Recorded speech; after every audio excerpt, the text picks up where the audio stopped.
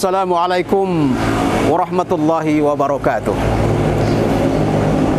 Alhamdulillahi rabbil alamin wa bihi nasta'in ala umuri dunya waddin. Wassalatu wassalamu ala asyrafil anbiya'i wal mursalin sayyidina wa maulana Muhammadin wa ala alihi wa ashabihi ajma'in. Amma ba'du. Sanak religi rahimakumullah.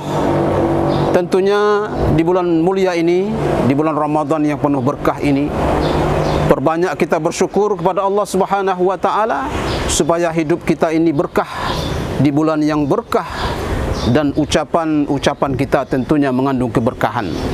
Selawat dan salam kita doakan kepada Allah buat Nabi besar Muhammad sallallahu alaihi wasallam, panutan kita semua, junjungan kita semua, suri tauladan kita semua. Mudah-mudahan kita bisa mencontoh teladani akhlak beliau dalam kehidupan seharian kita. Sanak religi rahimakumullah. Dalam Islam ada yang namanya etos kerja. Islam juga mengatur tentang etos kerja seseorang. Kenapa Islam mengatur etos kerja itu? Karena dengan diaturnya etos kerja itu menimbulkan semangat seseorang untuk bekerja. Islam menganjurkan kita untuk semangat bekerja sesuai dengan tupoksi kita, sesuai dengan apa yang kita kerjakan. Apakah kita itu sebagai petani?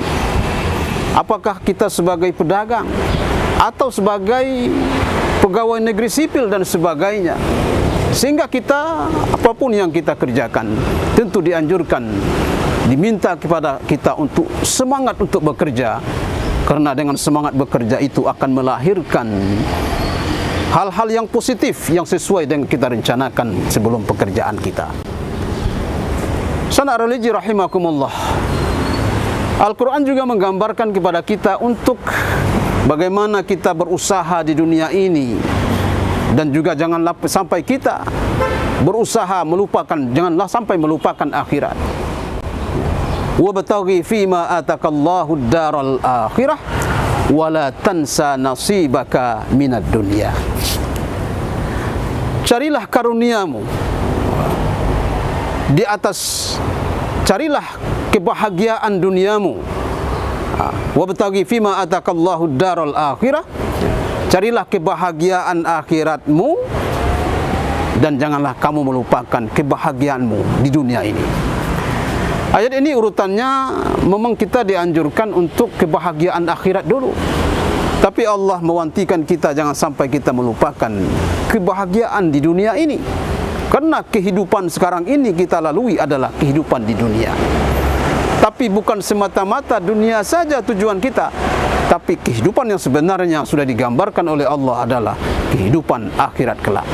Maka urutan ayat ini adalah akhirat dulu, dan jangan kita lupakan kehidupan di dunia ini. Sanak religi rahimakumullah. Tentunya dalam semangat bekerja ini, Rasulullah sallallahu alaihi wasallam dalam sebuah kisah ada sahabat yang namanya Abu Umamah. Abu Umamah ini dalam sejarahnya, dia di jam-jam kerja, dia selalu berada di dalam masjid. Mungkin dia beribadah dan berdoa.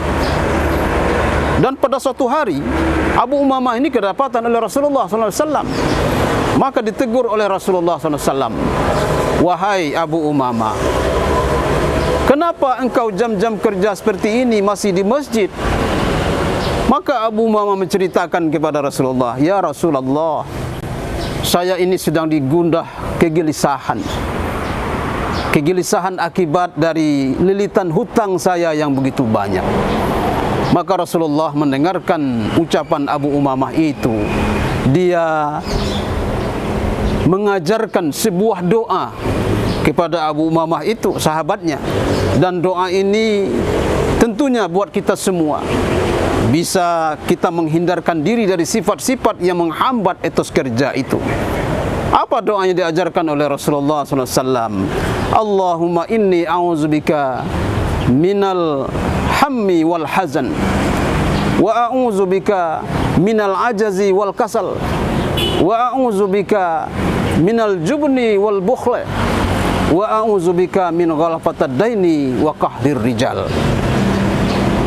Ya Allah, aku berlindung kepada Engkau dari sifat kegelisahan dan kegundahan, dan aku berlindung kepada Engkau dari sifat pemalas, dan aku berlindung kepada Engkau dari sifat pengecut dan bakhil, dan aku berlindung kepada Engkau dari sifat lilitan hutang dan kesenangan orang kepada saya. Jadi ini sahabat religi rahimakumullah, doa ini sekaligus mengajarkan kita semua menghindari sifat-sifat yang menghambat produktivitas kinerja kita. Yang pertama kita tentunya yang menghambat itu adalah sifat dari kegelisahan sepanjang hari. Selalu gelisah kita ini, dalam hidupnya selalu gelisah, gundah gulana. Mungkin ini akibat dari keberhasilannya belum tercapai, maka oleh karena itu kegelisahan ini harus dihilangkan supaya produktivitas kinerja kita berhasil. Kemudian kita juga menghambat kemajuan produktivitas kinerja seseorang adalah sifat pemalas. Sifat pemalas ini luar biasa menghantui kita, sehingga seseorang dalam kerjanya tidak maksimal karena malas. Bahkan dia mungkin tidak mau bekerja gitu. Dan ini harus kita hilangkan, sifat-sifat seperti ini. Ada lagi sifat yang harus dihindari adalah sifat pengecut dan bakhil. Ya Allah, aku berlindung kepada Engkau dari sifat pengecut dan bakhil. Sifat ini juga menghambat produktivitas kinerja kita. Dan yang terakhir kandungan doa ini adalah, ya Allah, aku berlindung kepada Engkau